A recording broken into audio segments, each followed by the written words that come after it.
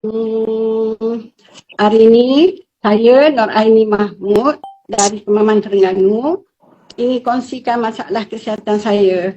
Yang pertama sekali saya cuba try produk ni masa saya sakit jari. Jari melekat, tak boleh buka. Lepas tu anak buah saya bagi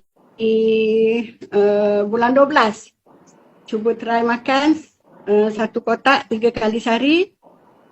Makin sehari makin okey. Lepas kotak yang kedua lagi okey. Hingga sekarang maknanya tak lekat langsung dah. Sepatutnya bulan 1 baru ni doktor nak operation lah dekat jari ni.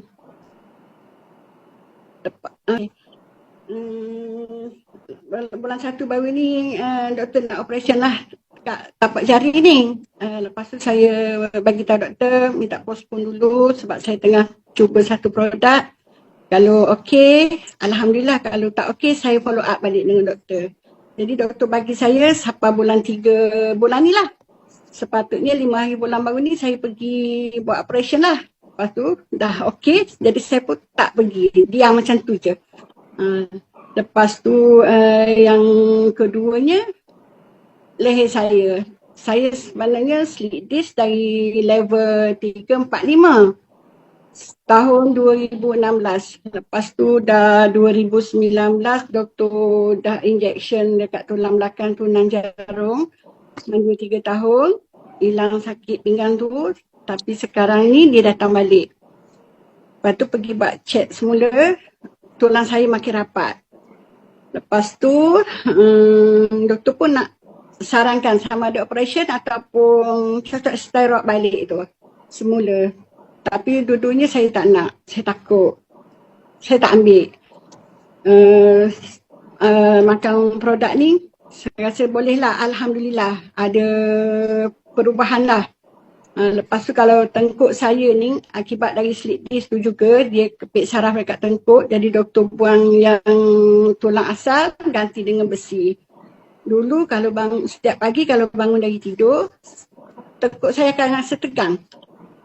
Kena buat exercise sedikit sehingga dia ada bunyi tu, baru kita boleh tu. Tapi sekarang ni saya bangun, saya buat-buat, saya kata kenapa tak bunyi langsung dah ni tengkuk ni. Lepas tu rasanya ringan, tak ada sakit, tak ada apa. Alhamdulillah, saya kata mungkin ni asbab nutrika dengan izin Allah. Lepas tu pula bahu saya pun sama. Ni tak bila kita angkat kita rasa ringan, tak ada rasa berat belakang, tak sakit. Alhamdulillah lah. Makna semakin pulih.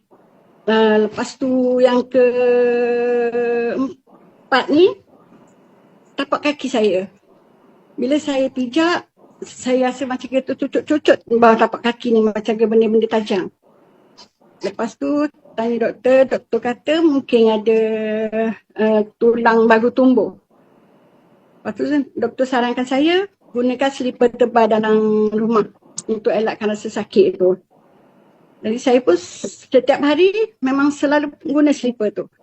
Hari tu sekali tiba-tiba je saya nak cepat, tak perasan tak pakai selipar, rasakan kaki ni boleh pijak pula, tak sakit. Fikir-fikir balik, kena trika ni lah yang tolong pulihkan kaki ni. Lepas tu, alhamdulillah tapak hari ni tak sakit tapak kaki ni.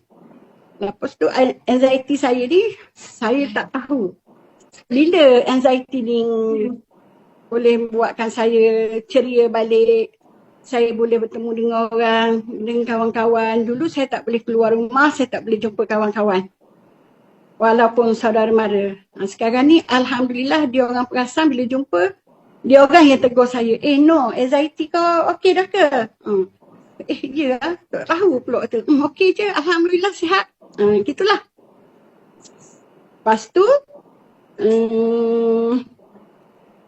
habis dah kan? Habis dah kan?